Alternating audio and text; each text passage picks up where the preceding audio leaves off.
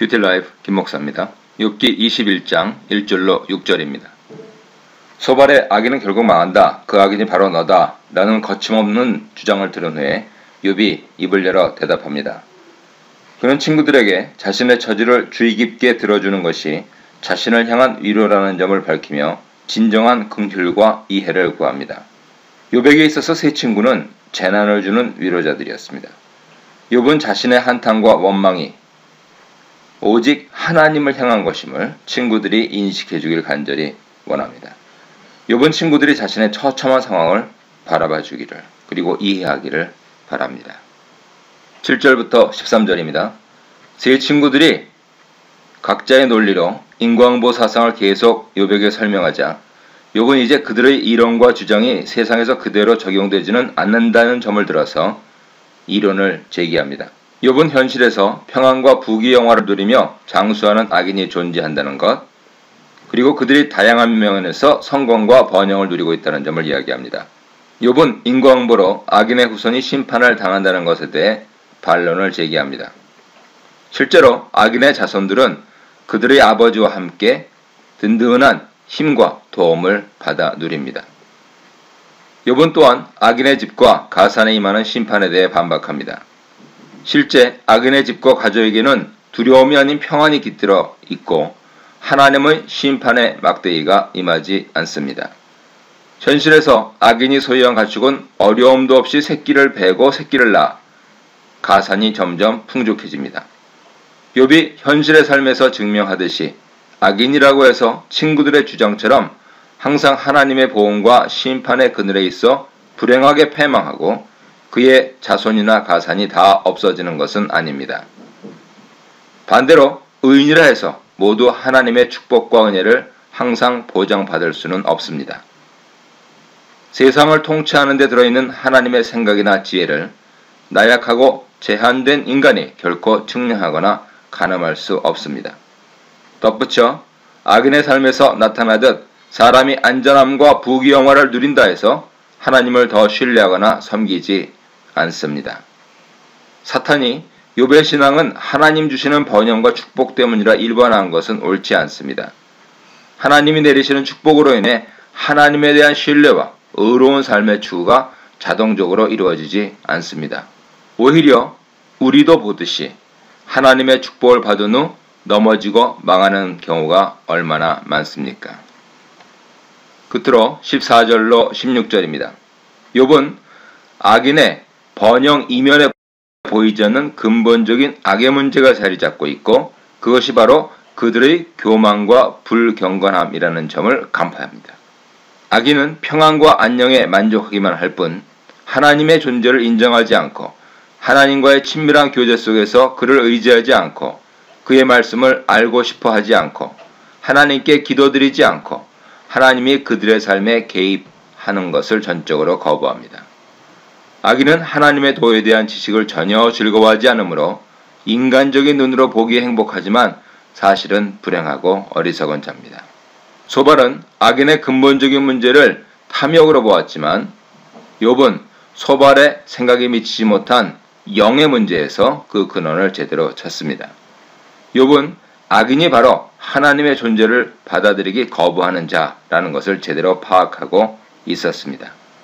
그들의 행복은 겉에서 사람의 눈으로 보기에만 행복한 것입니다. 그들이 꾀하는 인간적인 교만한 계획이나 조언은 하나님 말씀에 대해 굳건히 살고자 하는 욥에게는 너무도 거리가 먼 일이었습니다.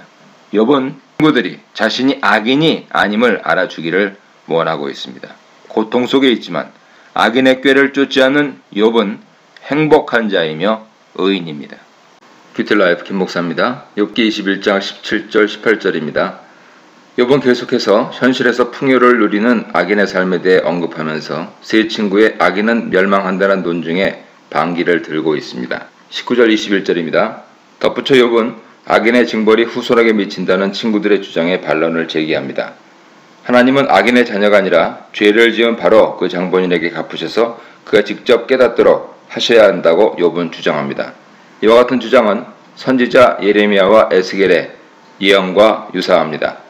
이스라엘 백성들이 자기들의 죄에 대한 심판이 자기들이 아닌 후손에게 임할 것이므로 자기들은 상관없다며 계속 죄를 저지르는 것을 책망한 그러한 맥락이었죠. 예레미야 31장 29절 이하, 에스겔 18장 2절 이하를 참조하십시오. 22절입니다. 욥은 친구들의 자만과 주제넘은 행동을 빗대면서 하나님께서 이 세상의 높은 사람들을 심판하는 심판주신데 누가 하나님께 지식을 가르치려 드느냐고 책망합니다.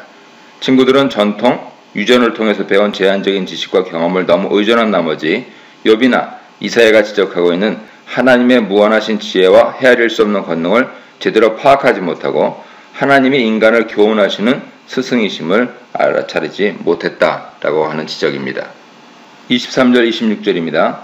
친구들이 말하는 공식이 현실에서는 잘 들어맞지 않음을 증명하기 위해서 욥은 이제 서로 다른 두 삶을 사는 사람에게 같은 운명이 임한다 라는 예를 들어 설명합니다. 여기서 말하고자 하는 것은 사람마다 어떠한 다른 삶을 살든 죽으면 결국 흙에 눕고 썩는 것은 매 한 가지다 라고 하는 그러한 내용이 되겠죠. 27절로 28절입니다. 욥은 친구들이 욥을 도와주려는 의도는 없이 오히려 해하려는 속셈이 있음을 다한다면서 친구들에 대한 원망을 표현하고 있습니다. 29절로 33절입니다. 악인의 추악한 삶이 하나님의 진노의 심판으로 천하에 명백히 드러날 것이라는 친구들의 말에 반론을 제기합니다. 현실에서는 그런 일이 자주 일어나지 않습니다. 하나님이 악인들에게 마땅한 진노를 내리시면 차라리 낫겠는데 악인들은 유유히 재난과 하나님의 진노를 피해갑니다. 욥은 마지막으로 악인의 죽음이 임박하고 죽은 후에 다 잊혀질 것이라는 친구들의 주장을 반박합니다. 악인이 누리는 영화가 그가 죽어 매장될 때에도 계속되고 있음을 증거로 제시합니다. 현실에서는 악인이 죽으면 그를 추종하고 옹호하던 많은 자들이 무리를 지어 무덤에까지 그를 동행해주고 그의 무덤을 지켜주기까지 한다고 욥은 반발합니다. 악인이 죽어서까지 이런 대접을 받으므로 그가 묻힐 골짜기 흙덩이를 달게 여길 정도라고 표현하고 있습니다. 끝으로 34절입니다. 친구들의 위로는 조롱을 넘어서고 헛된 위로로서 거짓말이었습니다. 친구들은 욥의 처지에서 이해하려 들기보다는 욥을 죄인으로 낙인 찍고 욥을 조롱하며 회개를 강요해서 욥에게 헛된 위로를 해주었습니다. 여기서 헛된 위로가 번역된 헤벨, 허무함이라고 전도서에서 많이 나왔던 내용이죠. 그랬을 때 우상이라는 뜻도 있습니다. 그래서 친구들이 자신들의 틀에 박힌 사고만을 주장한다면 거짓이나 우상을 섬기는 것과 마찬가지라는 뜻도 내포되어 있다고 볼 수 있죠. 하나님께서 한 가지 방법으로 악인과 의인을 대하지 않으심이 명백한데도 친구들이 계속해서 그 사실을 인정하지 않고 욥에게 그 사상을 주입하려 하는 것은 분명 욥을 위로하거나 도우려는 의도가 아니고 큐티라이프 김목사입니다. 욥기 22장 1절로 5절입니다. 엘리바스는 단도직입적으로 욥이 죄인으로서 악을 저질렀다며 맹렬히 욥을 비난합니다. 무척 격앙되어 있는 것이 드러나는데요. 가혹하게 욥을 죄인으로 몰아넣습니다. 그는 사람이 하나님께 아무런 유익을 드리지 못함을 얘기하면서 욥의 존재가 하나님께 아무 유익이 없음을 은근히 드러냅니다. 엘리바스는 이런 주장을 통하여 욥이 아무리 정직하다고 외치고 자신이 무죄라고 주장한다 해도 하나님은 별 관심을 두지 않으신다라는 사실을 욥이 깨닫기를 바랍니다. 엘리바스가 의도하는 바는 욥이 죄인임을 지적하는 것입니다. 하지만 그의 주장과는 달리 성경은 인간에 대한 죄인인 인간에 대한 하나님의 끊임없는 사랑과 긍휼과 관심을 증명하고 있습니다. 또한 하나님께서는 자신의 피조물인 인간이 하나님 명하신 대로 의롭고 정결한 삶을 살기를 원하고 또 기뻐하십니다. 6절로 9절입니다. 첫 발언에서 엘리바스는 욥의 이웃에 대한 선행을 언급하며 욥을 위로하려고 했습니다. 4장 3절 이하를 보세요. 또한 하나님으로부터 징계를 받는 자가 복이 있다고 하면서 하나님 징계를 업신여기지 말라고 충고하기도 했습니다. 5장 17절을 보십시오.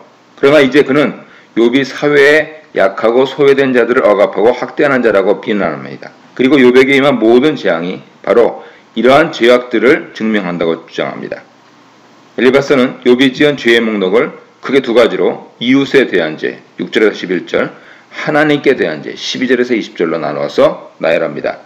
욥이 사회에서 소외되고 궁핍한 자들을 돕기는커녕 부당하게 그들에게 담보를 강요하면서 음식, 물, 의복이 필요한 자의 요청을 거절하고 그들을 학대했다고 주장합니다. 그 결과로 욥 자신은 권세자로서 땅을 얻고 부를 누렸다고 욥을 비겁니다. 그러나 저 뒤에 29장 31장에서 보시듯이 욥은 고아, 과부, 나그네, 장애인, 종 등 궁핍한 자들이 어려움을 당할 때 발벗고 나서서 그들을 보호하고 그들이 당면한 문제를 해결해 주었고 권리를 되찾아 주었습니다. 왜냐하면 그들도 하나님께 지원받은 피조물임을 인식했기 때문이고 하나님 말씀에 따라서 의와 정의로 행했기 때문입니다.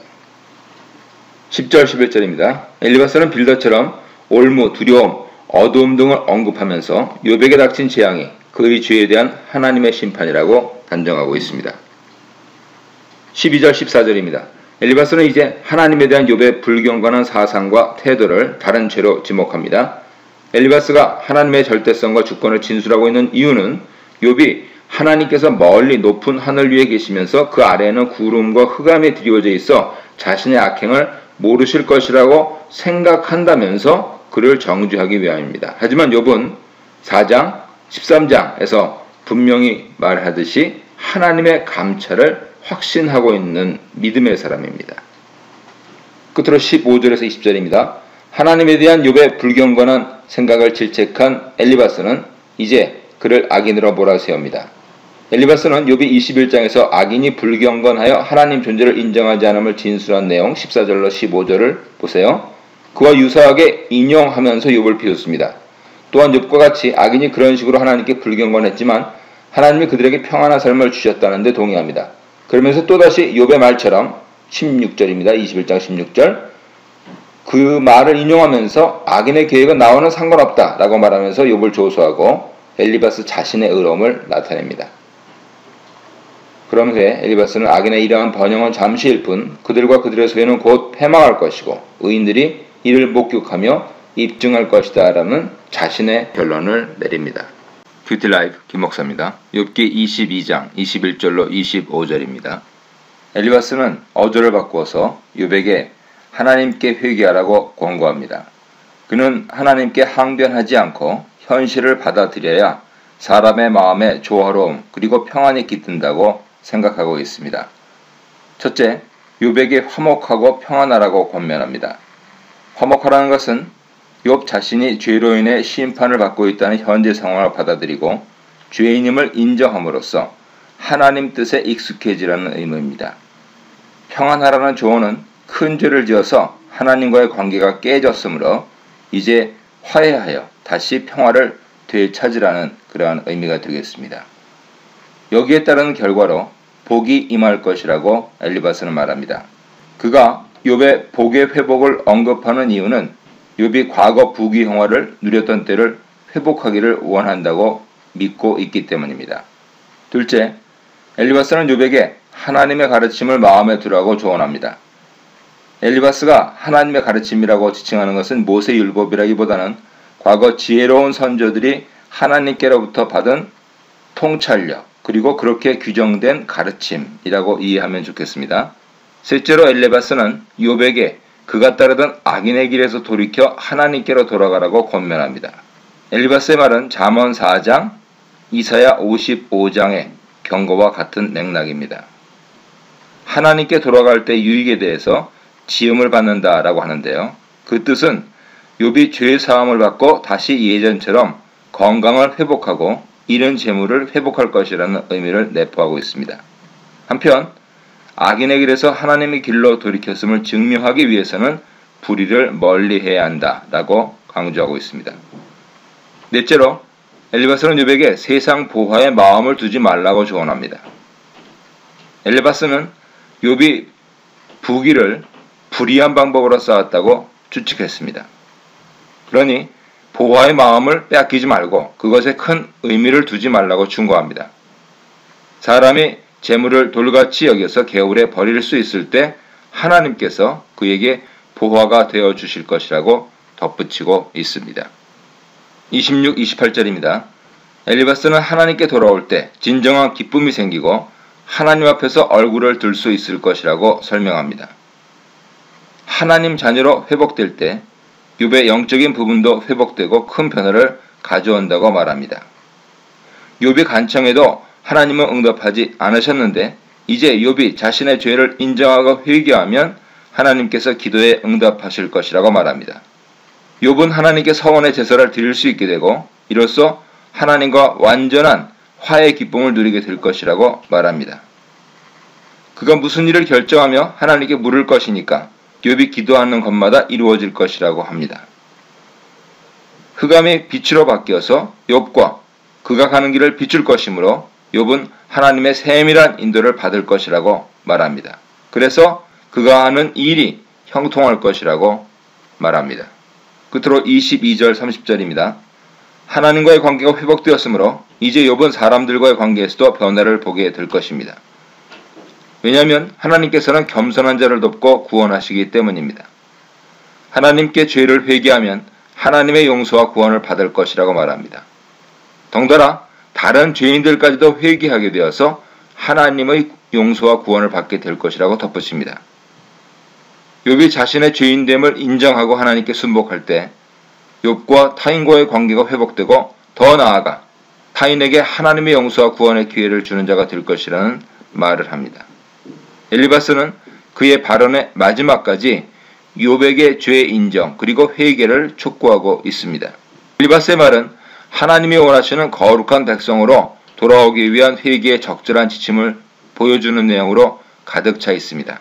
문제는 그가 자신의 판단이나 추측이 섣부르거나 옳지 않다라는 생각을 배제하고 자기 생각만을 최고로 여기면서 그것을 일반화하여서 모든 때와 장소, 사람, 심지어 하나님께도 똑같이 적용하려는 오류를 범하는 데 있습니다. 다른 문제는 엘리바스의 조언이 진정한 긍휼이나 욥을 배려하는 마음에서 나온 것이 아니고 자신의 욥에 대한 주관적인 판단, 억측, 정죄하는 태도 그리고 본인이 원하는 것을 욥이 따르도록 설득하여서 결국 욥도 잃어버린 축복을 회복하는 데 관심이 있을 것이라고만 짐작하여서 권면하는 데 있습니다. 큐티라이프 김목사입니다. 욥기 23장 1절로 7절입니다. 욥은 엘리바스와 친구들에게 대답하기보다 마치 독백하듯이 말을 이어갑니다. 욥의 발언에는 하나님을 만나고자 하는 갈망과 찾을 수 없는 하나님에 대한 신뢰, 갈망, 심판의 때 등에 대한 내용이 담겨 있습니다. 특별히 23장은 하나님의 장소에 초점이 맞춰져 있고 뒤에 나오는 24장은 하나님의 때에 초점이 맞춰져 있습니다. 욥은 너무 답답하고 억울해서 하나님을 만나 뵙기를 갈망합니다. 엘리바스의 발언에 욥의 마음에는 다시금 반항과 불평이 저절로 끓어오릅니다. 하나님이 욥에게 내리신 재앙보다 친구들이 주는 상처로 인해서 욥의 입에서 저절로 나오는 탄식이 더 견디기 어려울 지경입니다. 하나님과 화해하라고 종용하는 엘리바스의 조언을 아랑곳하지 않고 도리어 정직한 자로서 하나님 앞에 나아갈 것이라는 의지를 불태웁니다. 하나님 앞에서 자신의 억울함을 호소하기 위해 변론할 말을 잘 준비하여서 하나님을 만나기를 원합니다. 욥은 하나님께서 재판장으로서 그의 큰 능력을 행사하셔서 자신을 거세게 논박하지는 않으실까 두려운 생각이 들어 잠깐 주춤합니다. 그러나 욥은 자신이 결백함으로 하나님 앞에서 무죄를 선고받아 처벌을 완전히 그리고 확실하게 면하게 될 것이라고 확신하고 있습니다. 8절로 9절입니다. 욥은 하나님 앞에서 재판을 받아 억울함을 풀고자 하지만 문제는 하나님을 찾을 수가 없다는 데 있습니다. 무소부지하신 하나님이시므로 하나님 계셨던 흔적은 있는데 아이러니하게도 욥에게 나타나지 않으십니다. 10절로 12절입니다. 하나님을 찾을 수 없는 상황에서도 욥은 그가 나의 가는 길을 아신다고 고백합니다. 그는 하나님께서 자신이 정직한 자이며 하나님 말씀을 토대로 살아온 것을 아실 것이라는데 추호도 의심이 없습니다. 그가 택했고 살아온 길은 바로 하나님의 길이었습니다. 그가 따라갔던 발걸음이 바로 하나님의 발걸음이었습니다. 하나님의 길과 발걸음은 하나님 입술에서 직접 나오는 명령을 상징합니다. 그러므로 그 말씀에는 하나님의 원하시는 바와 뜻이 다 담겨 있습니다. 욥은 말씀으로 자신의 영적 생명에 영향을 보충해주고 영적으로 더 풍성한 생명을 유지하려 애썼습니다. 이처럼 하나님 말씀을 붙잡고 살아왔기 때문에 욥은 현재의 고난과 시련을 통하여 자신의 믿음이 더 굳건해질 것임을 확신합니다. 13절로 14절입니다. 욥은 하나님의 유일하신 절대 주권자이시므로 본인이 원하시는 것을 행하신다고 선포하고 있습니다. 자신에게 주신 재앙도 하나님 계획의 일부이고 앞으로의 계획도 있음을 믿습니다. 그러므로 현재 욥이 하나님께 나아갈 수 없고 하나님께서 욥의 미래에 어떤 것을 작정하셨는지 알 수 없으나 계획하신 것을 분명히 이루실 것임을 믿습니다. 이 믿음은 욥이 하나님의 모든 계획과 생각을 신뢰하며 오직 하나님만을 의지하는 데서 나옵니다. 끝으로 15절로 17절입니다. 욥이 떳떳하고 담대할 수 있는 것은 하나님을 향한 두려움, 경외심에서 비롯되었습니다. 욥은 하나님이 무엇이든지 원하시는 대로 성취하시는 분임을 압니다. 반면에 자신은 하나님 앞에서 아무런 힘도 지혜도 없으므로 하나님에 대한 경외심으로 두려웠답니다. 엘리바스는 재앙과 고난으로 인해 두려움이 욥에게 임했다고 주장했지만 욥은 자기가 두려워하는 것은 흑암 같은 재앙 때문이 아니고 하나님의 존재로 인해 두려워하는 것이라고 분명히 밝힙니다. 하나님에 대한 경외하는 마음이 있었으므로 욥은 매사에 말, 행동, 그리고 마음으로도 하나님을 배반하거나 우매자와 같이 행동하기를 거부했습니다. 큐티라이프 김목사입니다. 욥기 24장 1절로 8절입니다. 하나님이 시간을 알려주신다면 얼마나 좋을까라고 욥은 한탄합니다. 여기서 시간은 심판의 때입니다. 하나님께서 언제 심판하실지 미리 알려주셔서 그때 욥처럼 무고히 고통받는 자들이 억울함을 풀 수 있었으면 좋겠다라고 생각하고 있습니다. 욥은 현세에서 자주 일어나는 악인의 행태와 그들의 악행으로 인해 고통받는 자들의 생활에 대해 설명합니다.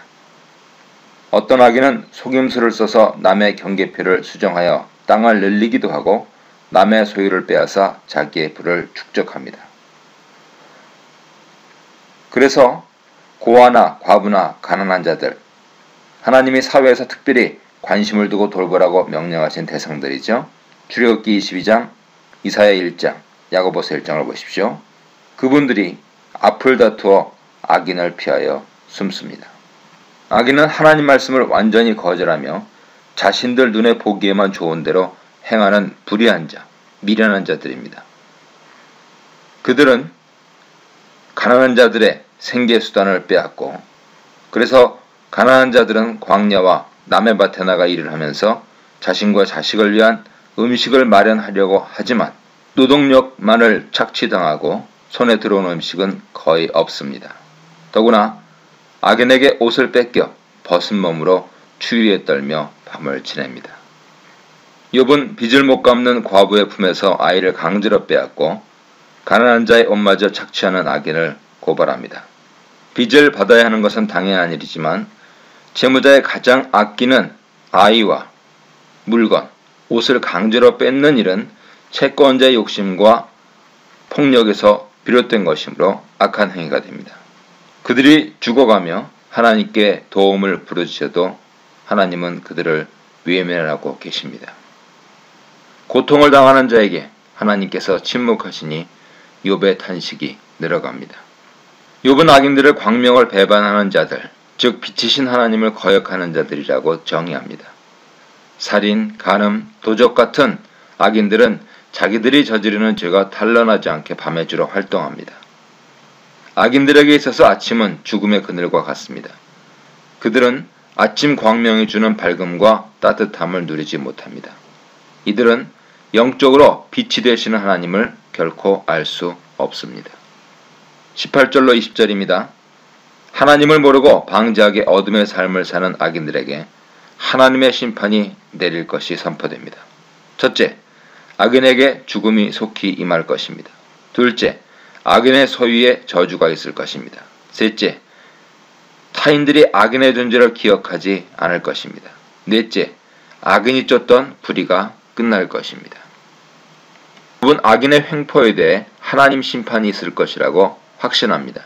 곡식 이삭을 잘라내듯 궁극적으로 악인의 번영과 평안이 끝날 것입니다. 그러나 그 심판의 때는 하나님 손에 있다고 욥은 설명합니다.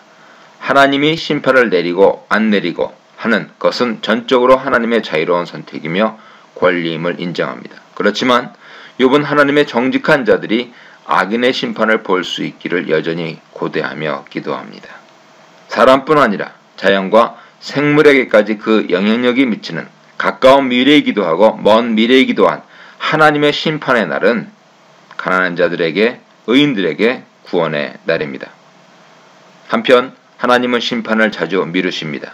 오래 참으시는 이유는 더 많은 사람이 하나님께 돌아오기를 기대하시기 때문이고 긍휼을 베푸셔서 심판을 면하게 하기 위해서입니다. 베드로후서 3장 8절 이하를 보십시오.